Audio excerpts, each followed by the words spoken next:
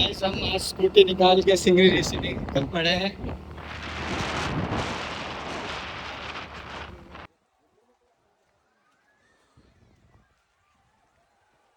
ये है सिंगरी ऋषि की ओर। ये एक नेचुरल वाटरफॉल है। माना जाता है यहाँ पे राम जी का मुंडन हुआ था।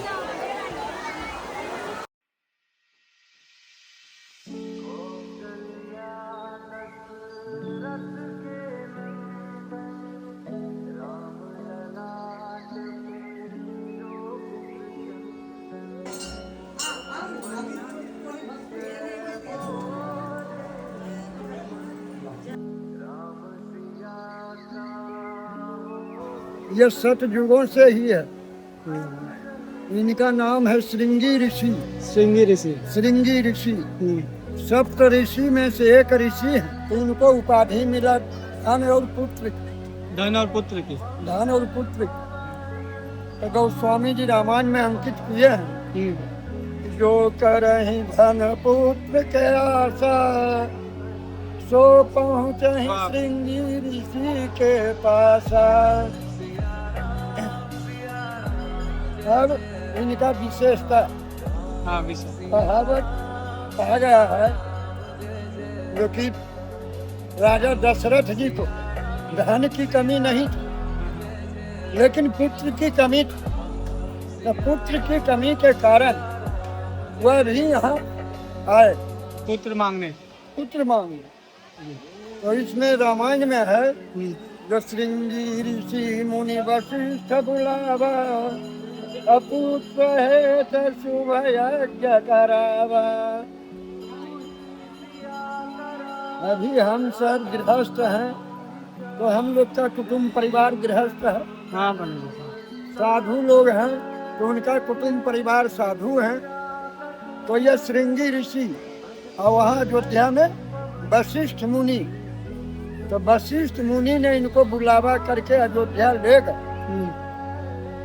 जब अयोध्या ले गए तो कहे भाई बोलिए महाराज किस कारण हमको बुलावा हुआ। अरे हमारा अयोध्यापति राजा दशरथ जो है वह निसंतान है उसको पुत्र प्राप्ति के लिए आपको बुलाया गया है। जी पंडित जी। तो कहे ठीक है यज्ञ करवाइए।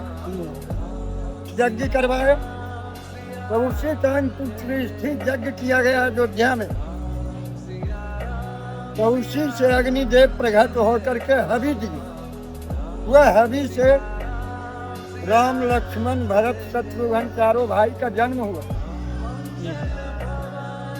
तो जब जन्म हो गया फिर गए गुरु के पास दशरथ जी महाराज अब तो कामना पूरा हो गया अब बताइए क्या करना है। कहे तो प्रथम संस्कार मुंडन है मुंडन कराया जाए। कहे तो फिर बुलाइए। कहे नहीं अब बुलाया नहीं जाए। अब आपका कामना पूरा हुआ। अच्छा। अब आपको चल करके वहाँ आश्रम में जाना होगा। तो दशरथ जी यहाँ आकर के यहाँ सिंगरी ऋषि में। हाँ श्रृंगी ऋषि ने आकर के मुंडन किए। अरे लड़का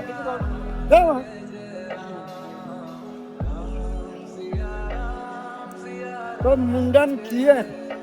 मुंडन करने में वहाँ के 88,000 ऋषि देवी देवता सब आए।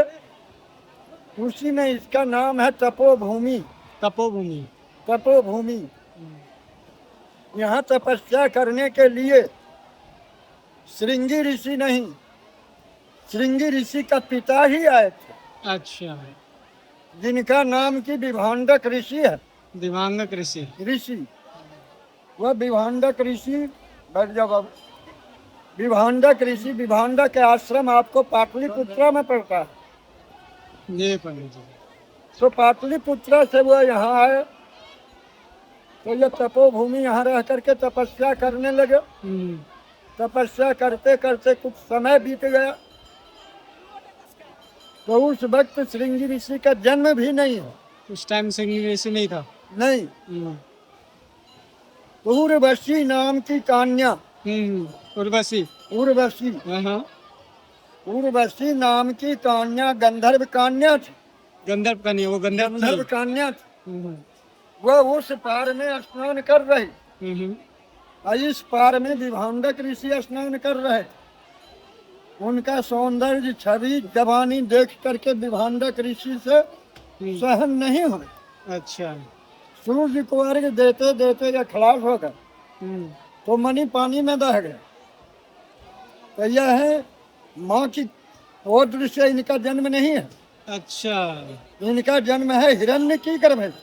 हिरण्य की गर्भ से। तो इसी लेकर के पंडित जी कोई भी पूजा पाठ में पढ़ाते हैं मंत्र यजमान को हिरण्य गर्भा। हिरण्य गर्भा जब पढ़ाते हैं तो वही हिरण्य की गर्भ से इनका उत्पत्ति जन्म है। श्रृंगी ऋषि का जन्म हिरण्य की गर्भ से। हिरण्य की गर्भ से। तो इसी लेकर के इनको दो सिंह की निशान भी है। अच्छा। माथे पे इनको दो सिंह का निशान है। तो जब इनका हिरण्य की गर्भ से जन्म हुआ तो जंगल में जन्म हुआ। हाँ। जंगल में लालन पालन भरण पोषण सब कुछ जंगल में हुआ। इनको मानव से कभी भेंट हुआ नहीं। जप तप करके यह सिद्ध हो गए। जब तप करके सिद्ध। हाँ, योग जाप तपस्या से यह सिद्ध हो गए। परिपूर्ण सिद्ध हो गए। तो सप्त ऋषि में से एक ऋषि यह है। ये इनका कभी विनाश नहीं होता। श्रृंगी ऋषि का। श्रृंगी ऋषि का जैसे सप्त ऋषि का कभी विनाश नहीं होता। अगर महाप्रलय भी धरती पर बीत